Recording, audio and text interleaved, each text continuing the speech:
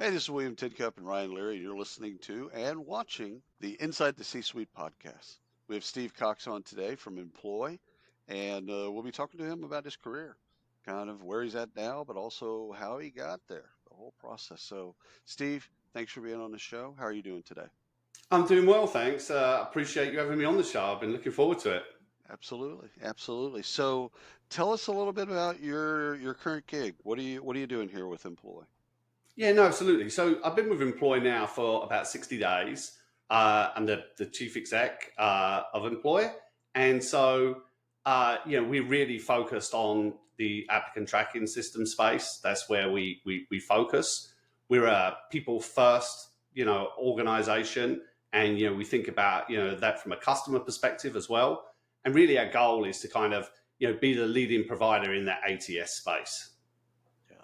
And you've got three ATSs, I believe, if I remember correctly. So you got JobVite, you've got Lever and Jazz HR. Yeah, we do, and we think about them slightly different. I saw you with the hand motion, job fight, lever, jazz, like a, Well, that's how I think of them. I'm like a sorry small, about medium, and large. We that. think about it slightly differently now. Like we think about it more like simple, complicated, more complicated. Because Yeah. No, when you look at our customers, we have some really big customers, that have simple recruiting requirements that are suitable for Jazz. And then, we have customers that, have got really sort of complicated requirements, maybe like niche markets, but like, they've got, they're a small organization, but they've got sort of complicated needs. And then really kind of around that, we layer, recruitment, marketing, CRM, as real sort of additives, for our portfolio. So the size of company, because I had an SMB, mid cap or whatever, and then enterprise. But what you're saying, if I understand it correctly, is that really, William, it's about the hiring complexity. And you could have a big company, let's say a 10,000 person firm, that you wouldn't necessarily put in the, you take them, put them in enterprise, but their complexity is actually not as much. Is that? Yeah, no, absolutely. Yeah, absolutely. And same as where we see in like, small organizations where they've got more complex requirements, right? Right. If you think about somebody like, I don't know, like a medical center where they're looking to go hire physicians and, they want to do more kind of, recruitment, marketing, build talent pool, be able to go out and, kind of, warm those people up and then, bring those people in, that's where they would need something a little bit more complicated than Jazz. Whereas, if you think about someone in a call center hiring call center operators and it's just, the same hire over and over and over again, it doesn't really matter the size. It's a simple need. I consulted with an energy company down in Houston one time, and they had 100 employees, but they're in 80 different countries. Yeah, absolutely. So the complexity was like intense, but it was a 100-person firm. It's like you would look at them and go, it's a small business. It's like, it is technically. However, the HR complexity and the recruiting complexity off the charts. And it's one of the things I've seen like coming into this space when you look around. A lot of people talk about all-in-one solution, right? We're an all-in-one solution and, we can fit wherever we need to fit in the market. And I think that does kind of like, the consumers of ATS software is a little bit of a disservice because, like there's no such thing as all-in-one, right?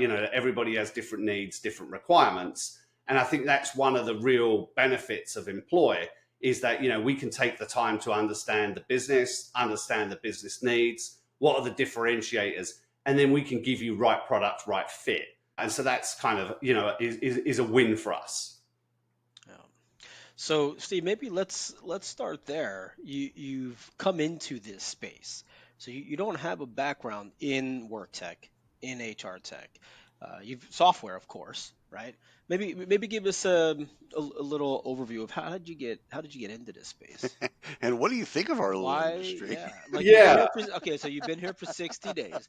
We know you already know everything. You don't drink Dr. Pepper. Right? Yeah.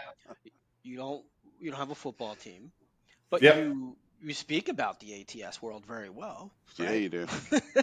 Yeah. But tell how did you get into it?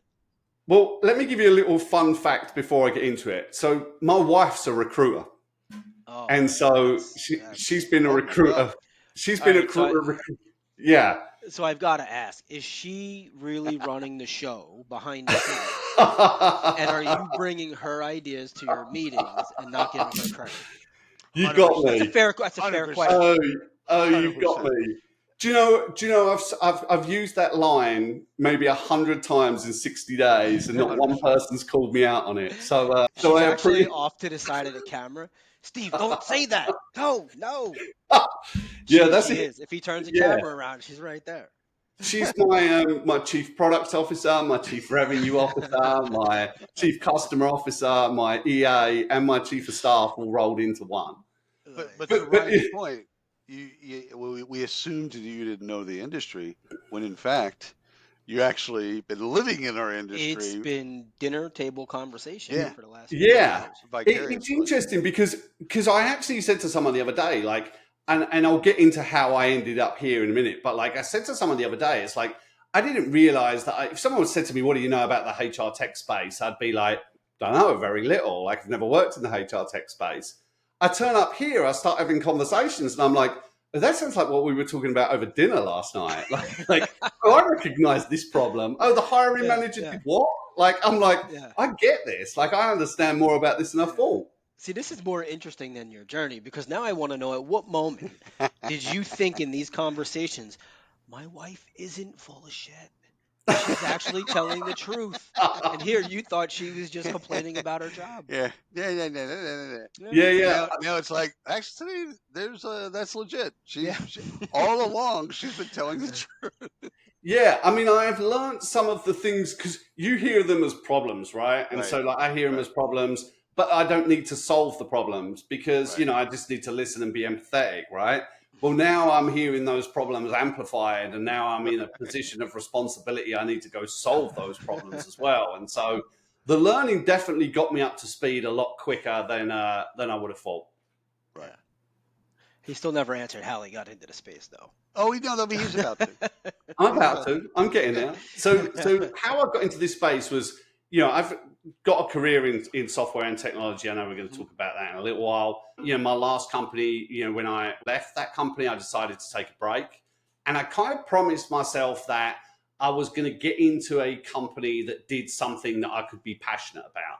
I don't think I've always made those decisions, especially early in my career, I guess lack of maturity, lack of understanding. But I kind of reached a position where I was like, this next job I take, it needs to be something I care about. And to be honest, like, I'm passionate about technology, right? And I'm passionate about people. I never thought about combining those two things. So when I kind of started this search, it was like technology, I quite like security, I quite like, sort of infrastructure type stuff.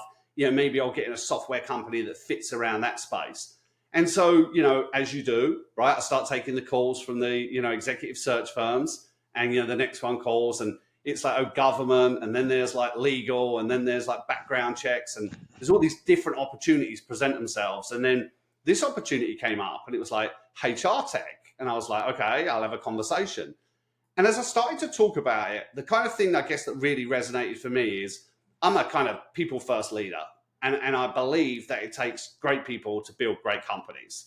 And so, whichever organization I went into, I would have the opportunity to be able to affect that by the people that are hired in the company that I'm building.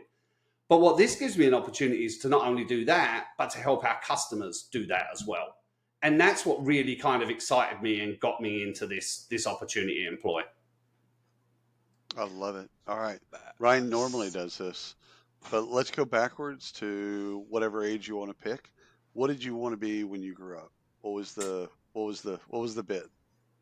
Um, I mean, I've never really had an idea. I had a very interesting Thank you. journey into technology. I Right. have a chance in life still. I never had that. Everyone always comes on the show with intent. They're like, I want it to be this.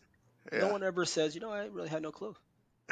Yeah, I didn't have a clue. I mean, like, if I go back early on, I mean, at school, I kind of was the kind of person I worked hard at it, but, never really kind of saw a purpose to it and never really understood. And I never went to college.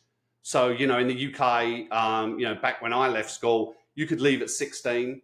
So I left at 16. I then kind of did, various jobs for a while, trying to figure out. And I mean, when I say various jobs, I mean, I was a roofer for a little while. I did some, bits and pieces to try and figure out what I wanted to do. But then when I was like 17, my dad owned a taxi firm. So I Right. decided to become a taxi driver. And so, like, interesting, I was my 17th birthday when you can pass your driving test in the UK. I was like, my birthday was June the 14th, and then July the 2nd, I passed my driving test at 9 o'clock in the morning, and 1 o'clock in the afternoon, I was a fully fledged taxi driver. Wow. Hey, that's a legit job, Yeah, especially in London. That's a It, legit, that's a it's trade craft it job. is. And do you know the one thing I look back in my career and like I think, because I was a taxi driver from when I was 17 till I was like 21. That's what I did, drove a taxi. And like, people think, taxi driver, like, how does that lead you to kind of technology? How does that get you into business? But the one thing for me about being a taxi driver that you figure out really quickly is you've got about anywhere between like 2 and 20 minutes to build a relationship with someone to get them to give you a tip, right? And you learn to read people, right? It's like, you get the people in the car who want to chat, you get the people in the car who don't want to chat, right? And you kind of learn to kind of read people, read their body language, listen to them, understand what they want. If they want some advice, give them some advice. If they want to know where to go eat, go. Don't force your opinions on them. And so, like, you get really good at like relationship building and networking. And, I think that's something that's really kind of stood me in good ground throughout my entire career. I was about to say that could definitely help you in sales. I mean, De- it probably helps you in all relationships, but I mean, I could see hmm that automatically helping you in sales. Yeah, and you have to deal with all types of people as well. You don't get to choose, right? Right. So it's like you get some real difficult people, and you get some real fun people, and like you get some drunk people, and like you just run the whole gambit of like Yeah. human population, and you just go figure out how to deal with them. Yeah, there's two things I remember about being in cabs in London, and they're not. Well, one was good. One was funny because they were drunk. The second was I was riding backwards, like faced Hmm. the Yeah, opposite way. I got so sick in the yeah. taxi from driving that way. I never got into another taxi in London for a couple times I've been there. Yeah, see, that's a rookie mistake, right? You never sit in the back facing seat. If you see a Yeah, taxi, get in first. Take the yeah, forward facing yeah. seat. No, Like, 100%. it really did. That is a It rookie mistake. it changed my entire next couple of yeah. days. Like I was wrecked. I couldn't catch myself. I was like being seasick on land. But do you know what? But it was a customer one day. This is where my opportunity came in. Asked me the very same question that you asked me, right? Which is like one day I picked up a customer, and I remember I was taken into Ford Motor Company's head office in Worley, Essex, in the UK. Wow. And we were driving along and we were chatting, and I was asking him what he did. And he basically worked in the computer industry. And, this is like the mid 90s, right? So, like 1996. So, the internet still really wasn't around. And, Hmm. people didn't really know much about computers. They didn't really teach about it in school. And so he kind of said to me, "What are you going to do with the rest of your life?" And I was like, what a great question. I was like, I'm going to drive a taxi. Like, I don't know. Like, what do you Nothing. mean? What am I going to do with the rest of my life? And he said, have you ever thought about getting into computers? And I'm like, no, I've never thought about getting into computers. And he said, well, look, he said, I'm looking for somebody that knows how to use a screwdriver, that can drive a car, that can read a map, to come work with us, like in a junior position and train him up. Would you be interested? And I was like, yeah, like why not? Like sounds like a good opportunity. And so I ended up going for an interview with him. It turns out he didn't have a job for me. And so like, budget got pulled, which, as a taxi driver, I didn't really understand the whole corporate budgeting system and process, but I was like, I just assumed that he didn't think I was the right person. And then 6 months later, he phoned me up and said, hey, we have budget. Do you want the job? And so I took the job. Perfect And the timing. rest is history. Perfect timing to get into computers too, Hmm. by the way. Just perfect timing. Again, kind of a one of those things you couldn't plan, Yeah. you know, but it just happened, and 6 months later, you were on his mind. Yeah. Yeah, and it was great for me, and it was fascinating because like when I joined, it was at a time where like Ford had a full communication network, and so if you imagine every factory in Europe and the UK had TV screens, and then every week they would update the pages. It was teletext, the Right. old rolling text on the screen, Oh Hmm. yeah. and then they would play a video like once a day, and it was kind of broadcast by satellite, and it was run around the factories and they had the TVs. And so when I turned up, the guy said to me, he said, look, he said, here's what I want you to go do. He said, I want you to drive around every factory in the UK and here's a map of every factory in the UK, find all the TVs, put a tick if they work and a cross if they don't. And I was like, okay, I can go do that. And so I did it. I came back and he said, now let me show you how to fix them. So it's very simple, quick, easy fix. He said, now I want you to go around and drive and fix them. And I was like, so I did it. I come back and it's great. He said, now I want you to go to Europe and go to every factory in Europe. So he gives me the map of every factory in Europe. Me being smart, I said, I've got an idea for you. Why don't I take the parts with me and fix them as I go? Right? Because like that would make sense. Makes sense. And his response was, but then we'll finish too early. Right. And we need to like make the contract last, right? Which was probably my second introduction into how kind of Yeah. some people operate in the corporate world. Right. And so I did that, and then they started to teach me about really getting into the computer side of it. So I started by building old 386 computers, 486 computers, and so on, and kind of started to learn and work my way up from there, and the whole gambit of like the internet coming about, and Mhm. understanding all of that. And it was just a really interesting time. And I think you said it, as technology was moving so slowly, it was much easier to sort of learn and keep up with it as it goes. And so what did you do next? What was after that? Well, it was interesting because I worked there for about 2 years. I learned a lot, and then contract come to an end, and he kind of made me redundant. And so by now I had a taste for it, and I felt like I had value to add. So this is kind of ties into my second recruitment story, I guess. Is that at the time, obviously, the internet wasn't really around, right? So if you wanted to find a job, you had to go find an agency. And so I printed a copy of my resume, and I went up to London, and I literally walked around the agencies going in to hand out my resume to go find a job. And I got put forward for a couple of opportunities, and then I ended up in an accountancy firm in the UK, and basically just doing help desk. They were a big IBM house at the time, and they were looking for someone to come in, learn about IBM and IBM operating systems, and IBM computers, and they brought me in and trained me up, and I spent a period of time there. And then that was where I kind of started to really, I guess, become what I would class as a techie, because we were making the move from IBM to Microsoft, and so they paid for us to do training. I did my kind of Microsoft, exams, and started to really kind of get into it and feel like I had a real passion for it, and a real craft, Was like a that skill for it. was that the MCSE? The- Certainly was.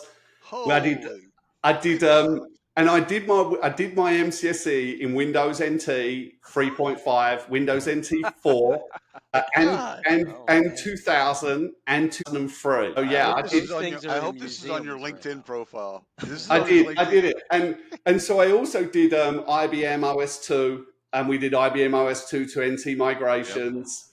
yep. And at the time, I mean, we used networking technology, Token Ring, Yep. which was the old 16 megabit networking, and we did a conversion to Ethernet. And that's where that was become a real passion of mine, was like the feeling of being able to type some words on the screen, type someone's email address, push a Mhm. button, and then seconds later it pops up on someone else's screen. It was like, Yeah. how does that happen? Like, I how does still Yeah. that don't happen? know how that. It's interesting you say that because I always think about like, okay, radio.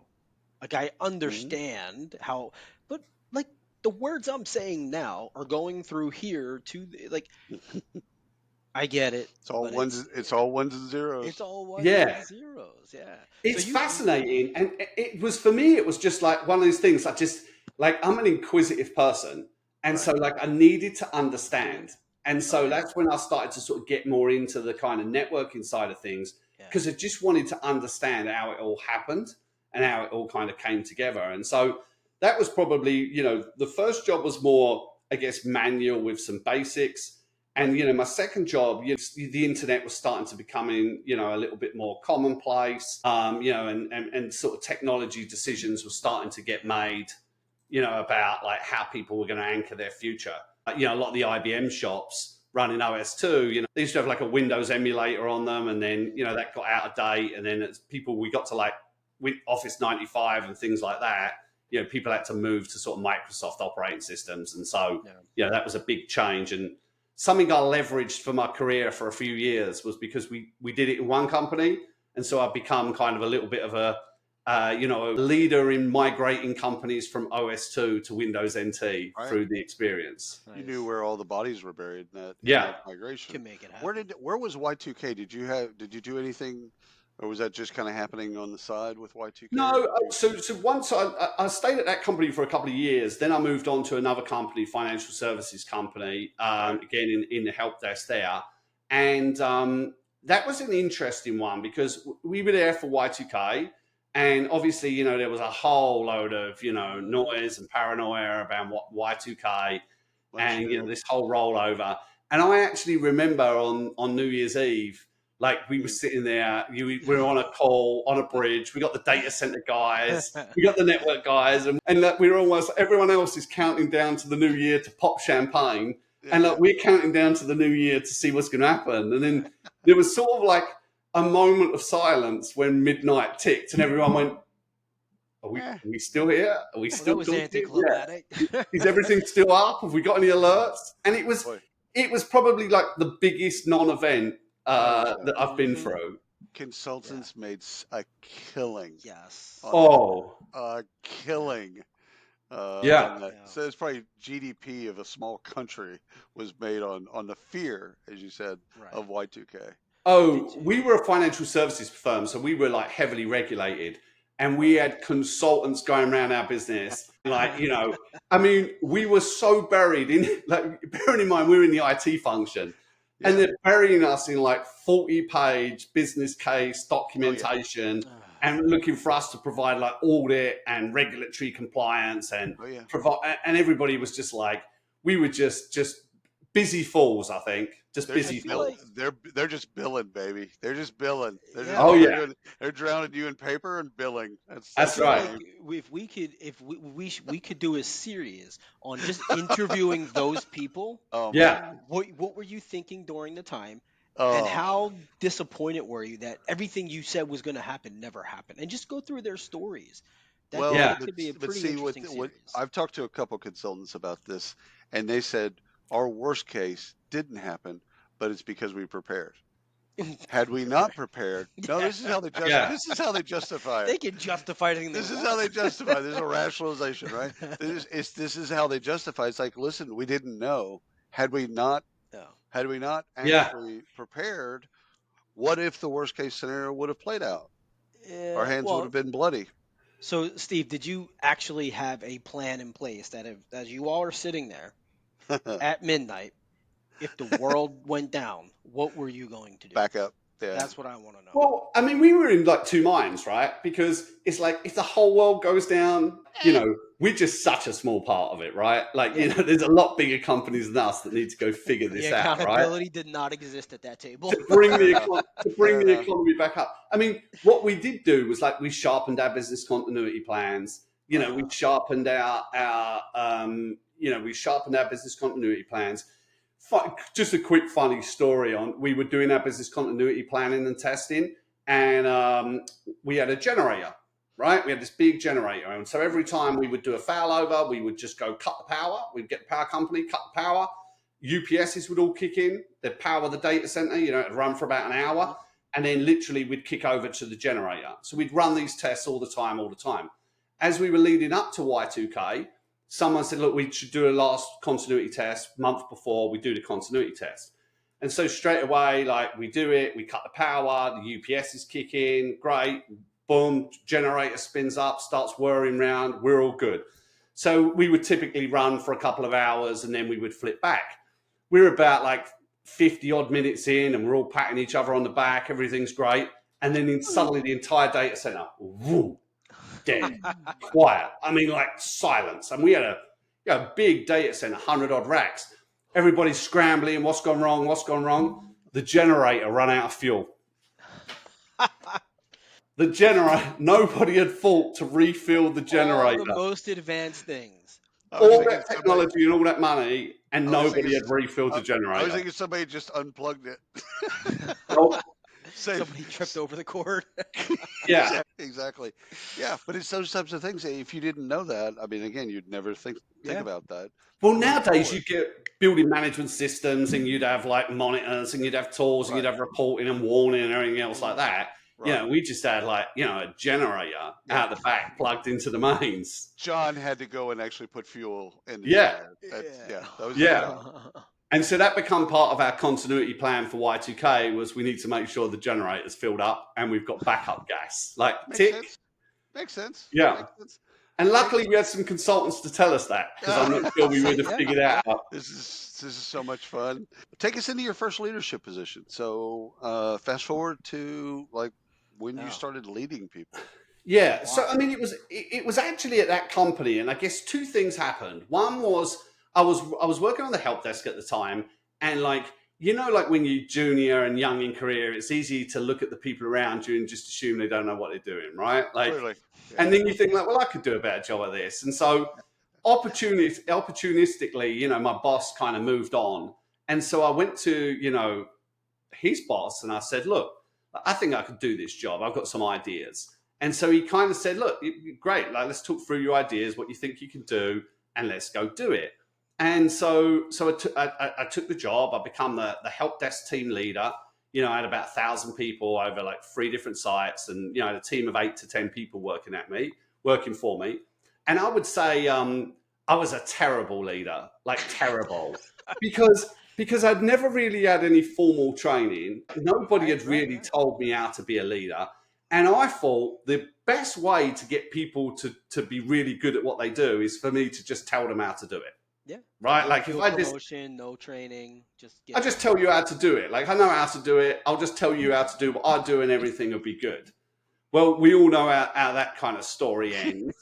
And so, like, it didn't go too well, obviously. And then they decided they were going to invest in me and put me on some leadership training. And so I went on some leadership training. And then I kind of thought back to like, my days as a taxi driver, that building relationships with people, right? And then I kind of started to bring that into my kind of work life. So thinking about like, how do I understand what people's motivations is, what they want, what type of person they are, and then how do I kind of work with them to get the best out of them? And my result was not to obviously get a tip out of them. My result was to get them to perform at the best of their ability. And I think like early on, I can remember as like, I would go through the training and I would learn about doing performance reviews with people, understanding what their passions are, understand what their ambitions, what makes them tick. As I started to kind of take that and put that in, I suddenly started seeing people, like really kind of light up and get excited. And then what I guess I realized is like, not everybody has to be like 100%. Right? And we don't have to be 100%. Some people just want to go, just do their job and go home, right? Some people have got career ambition. Some people, really want coaching, mentoring, and developing. Some people are just in the wrong seat. And I think, working with people to help them understand what it is they want to do, and then getting them into the right position, and then helping them, develop, grow wherever it is they want to be, or helping them if they want to transition out. Like I think understanding people's motivations, I think that was probably a really early thing in my career from a leadership style that really resonated with me, and something that I've Yeah. kind of built on throughout my career. So, question around patience. It seems like when you started, you were just like, go get this done. This is how you do it. Come back. We'll be perfect. Somewhere in there, right? You went to this leadership training. You brought your taxi cab experience in. For someone that's in that spot now, right? Someone's like, they're hitting that spot. They're like, just telling people what to do. How do they build that patience to say, here's, prioritization maybe. Here's 10 things I know I need to accomplish in the next Yeah. year.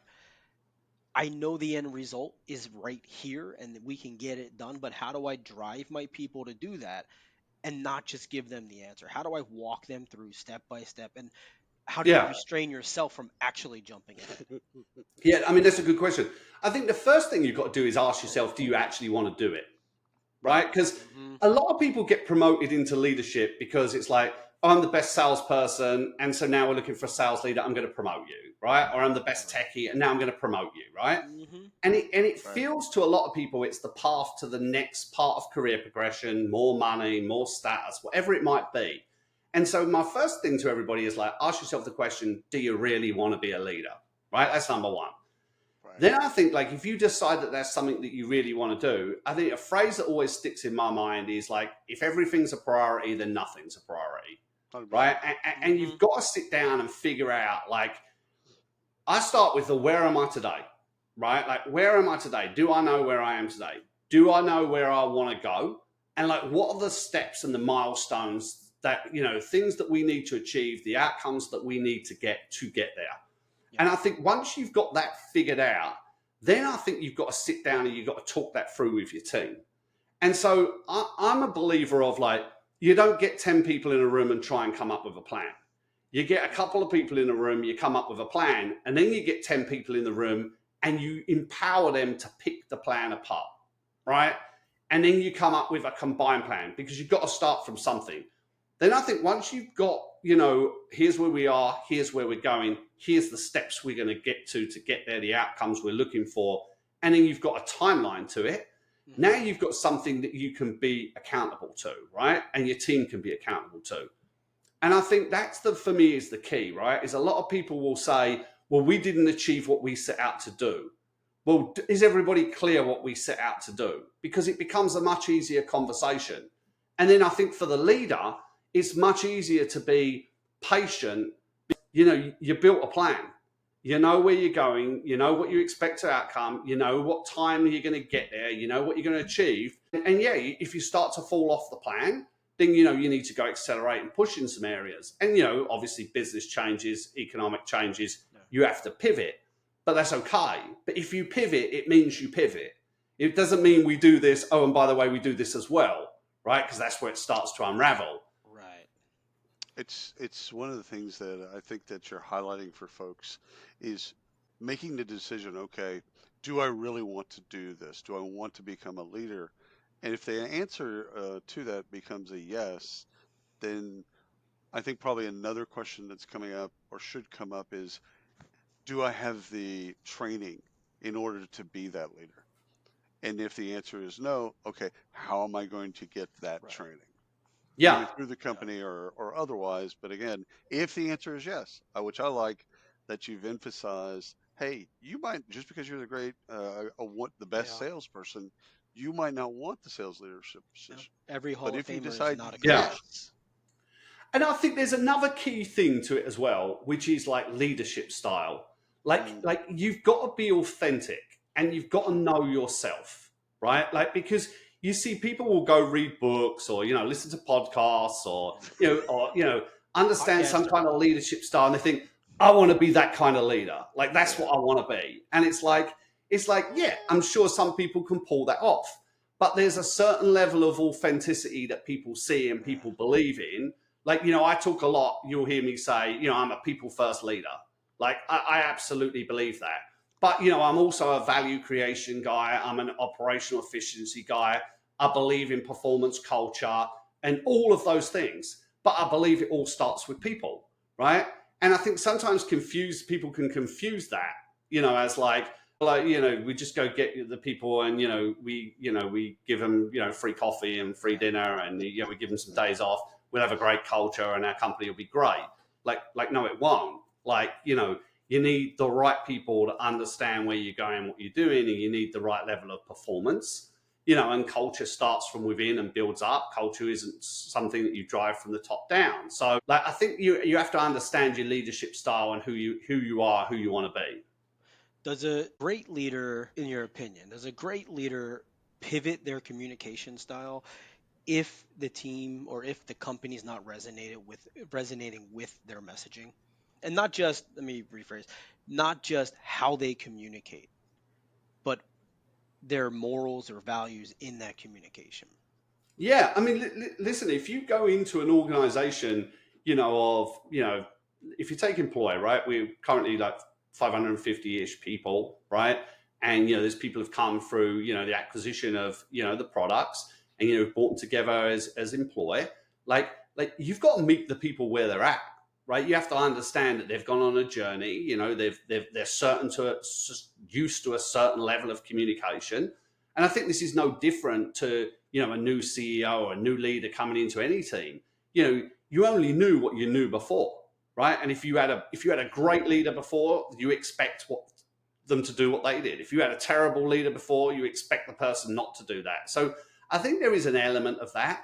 But I also think like it's hard to be anything other than your real authentic self and come across authentic, right? Like I think you can adapt your style and your messaging, right? And if the organization needs empathy, it needs empathy. If the organization needs to feel certainty, you can give certainty. But I think the delivery of the message needs to be in your own authentic style.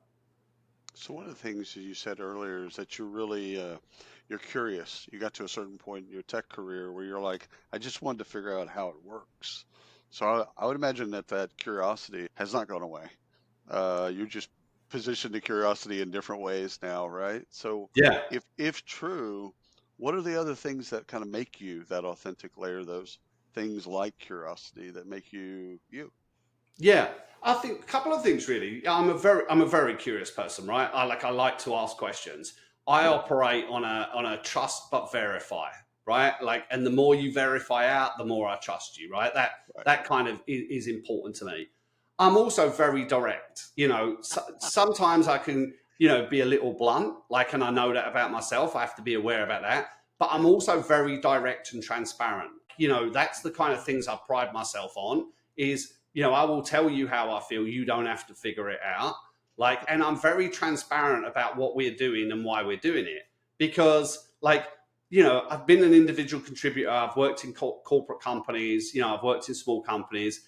And when people stand up and tell a story and everybody looks around at each other and goes, that's not what really happened though, is it? Because they just know, right? Right. And so, like, you can't always be completely honest and completely transparent.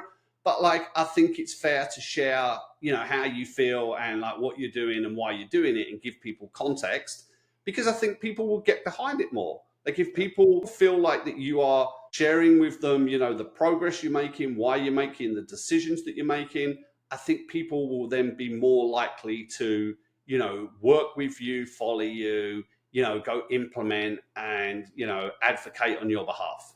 I was explaining this very point to my 18-year-old just the other day because he said, I don't understand girls. I don't understand girls. I just don't understand girls. I said, well, here's the deal. It's situational lying that you need to understand. And he looked at me. He goes, okay. Sits down at my desk. I said, he goes, what do you mean? I said, if your girlfriend asks you, This can't be do good. do do This these can't be jeans good, dude. do these jeans make my ass look Oh fat? goodness. What's your answer? You can't answer it truthfully. Whatever that is, you've got to answer. No, you look great. You look fantastic. Did you hear Dr. Pepper took over the number two? That's how much See what I'm the saying? subject. No, but that's the thing. To your point about there is a time in which you can be transparent. You should probably 90% of the time, maybe 95% of the time. There's also a time when you can't, and a great leader knows when those times are and when they can't. They just Yeah. can't for whatever reason. There's an element as well of timing, right? Like Right. there's some things the organization needs to know at a certain time, Right. right? And there's times like, if you are like doing an acquisition, for example, I've Right. done a lot You're of in acquisitions in my career. Like you can't tell people about every conversation you're having, right? no. Everybody gets distracted, everybody's heads turning, everybody wants to know what's going to happen, who's buying who, how we're going to Funding's the same integrate way. it. Yeah. Yeah, and all we've done is have an opening conversation. And I Yeah. think there's like an appropriate time to sort of tell people, and so I think that's always a balance. And then really it's about like, sharing as much information as you can so that people understand the context. Because I think, a lot of people go to work, and they want to feel connected to the organization that they work with, and they want to understand why their job makes a difference to the organization. And it's another thing I think about a lot is like, bonuses. Like companies pay bonuses, right? And they'll say, hey, we pay a bonus and it's done on, revenue and EBITDA. And, a lot of people turn around and say, I understand revenue and EBITDA. Like, explain that to me. Right. Which then tells me straight away, like, they don't really understand, like, how they earn their bonus, right? And so you're giving away free money, which is great, right? Companies performing, you go pay your people. But you see, I prefer an organization where you can connect the work that people are doing to the performance of the company, to the reward that they get. Because that's how you get gratification, right? I did this part of work. My company was successful because I did this work, and now I've been rewarded by it. Like, that's a sense of gratification. And we miss that in a lot of companies because the bonus is like, you expect it as your salary, right? Oh, I get a salary, I get a bonus, I expect to get my bonus. I didn't get my bonus, where's my bonus? Yeah, there's, it's interesting how you describe that because as you're saying this, and I reflect back years ago when I was in corporate, there were times where I did just get a bonus. I'm like, cool. I know I'm Yeah, getting it. I knew I was getting it at a time. I just had to be at the company at the time of distribution, and I was getting it. And I counted on it, and I knew it was there. But when we went to performance-based bonus, I knew I was still getting a bonus. It was a matter of how much based on how much I affected. It became a game in my mind, right? It became more of a driver for me, not just to get more money, but I actually wanted to achieve, mainly because I believed in the company. I wanted to achieve what I needed to achieve to see how far I could push that bonus, yeah. ultimately for my own good. But it probably held me there longer than I needed to be there at the company. Yeah, I mean, and there are some roles where it's quite easy. Like sales is a Hmm. direct correlation, right? I go sell something, we You book get the paid. deal, company makes some money, I get paid some commission. Easy. But when you move into sort of some other functions that maybe not even be customer facing, like, take Right. HR, for example, like how does HR, like how does a recruiter affect revenue and EBITDA? Hmm. Well, like they do that by go hiring great people and getting them through the door quickly, right? Because the Right. faster we find great people, get them through the door, the faster, then the HR team can get them onboarded, Yeah. and then we can get them operating, and then they're either growing revenue or protecting revenue. And, the quality of that hire and the speed of that hire as a direct business impact, which, impacts results, which impacts bonus. Last question for me, Steve, is you've interacted through your career, you've interacted with boards, and there'll be some better than others and all that other stuff. What's your advice to senior leaders, CEOs on board management and board interaction?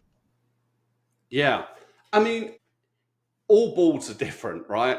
It's just like people, and Right. like whether they're private companies, public companies, small family-owned companies. I think you've got to understand the wants and the needs of the people, right? Like, some board members can be very, tactical around a certain function. If they've got a product background, they're going to be interested more in product, right? Obviously, if you're in a private equity company or a public company, the deal teams are always interested in the numbers and the finance, right? And I think that's important. But I think, like, if you was to kind of look at some of the summary of things, it's like, again, that transparency. Nobody wants to be surprised. Like, you can't turn up at the board meeting and say we blew the bookings number. You got to start to kind of layer in that information and set expectations up front. I think that's hugely important. I think the second thing is like making sure that you've got alignment, right? What is it that you're actually trying to go and achieve, right? Because, are you an innovation company? Are you a revenue growth company at all costs? Are you a sensible growth company, that is looking to grow profitability? And I think, like, making sure that you kind of align to that is important. And then really, I think for me, and like I've learned this over my career, is I want to work with people I like. That really comes down to it. Like, every credibility company, everything else is great, but I want to work with people I like. And I don't want people to sort of mistake that with people like me. Like, I'm Right. not looking to go work with a load of people like me. I'm enough. I'm enough for me, right? Like, I want to work with different people that have different perspectives and different views, but just people are alike. That resonates a lot with me. Yeah. Ryan, Yeah. Ryan, what do you got, brother? Yeah, I wanted to know real quick, Steve. I know we're at time here. Your stance on mentorship at the leadership level. So, people coming through the organization, everyone has mentors, everyone does their thing. But at the leadership level, CEO, chief executive, what is your stance there on mentorship? Should people seek leader or mentorship if they do not already have it?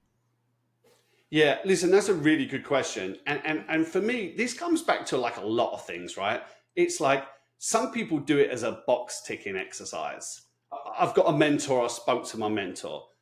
I think one of the things that's really important is to sit down and think about like what is it you actually need? Like what do you need? I mean, like I know like me as a person, like I know where my strengths are, I know where my weaknesses are, right? And I've had enough time in my career to kind of know that. And so like I will kind of use people as like sounding boards to work through solutions and ideas to make sure that I'm Hmm. tapping into a view and not just taking the Steve view of the world, right? Right. And so I think that's important. But it's like you need to know what your strengths and weaknesses are, and then you need to go find the right person that can help you. Because I've met a lot of CEOs and a lot of C-suite people, and just because you're a CEO doesn't mean you're the same as the next CEO and the next CEO and the CEO after that. I mean, if I look back at my previous organization when I was at Vertifor, like a lot of people from the C-suite have gone on to be CEOs. So, like, I was a GM there. I'm the CEO of a recruiting company. Our CCO is now the CEO of a company in the technology space. Our CRO is now a CEO of a healthcare company. And so, when you look at those CEOs, we all have the title of CEO. But like, if you want to know how to go run a really effective customer org, it's there. If you want to know how to run a really effective sales org, it's here. So I think it's like understand where it is that you need help and what you need, and then go find the right person that can give you it, Right. regardless, of title and seniority. Right. Happy Drops to mic, do your thing. walks off stage. Steve Cox, CEO of Employ. Thank you so much for your time. We know you're insanely busy, but thank you for carving out time for the audience.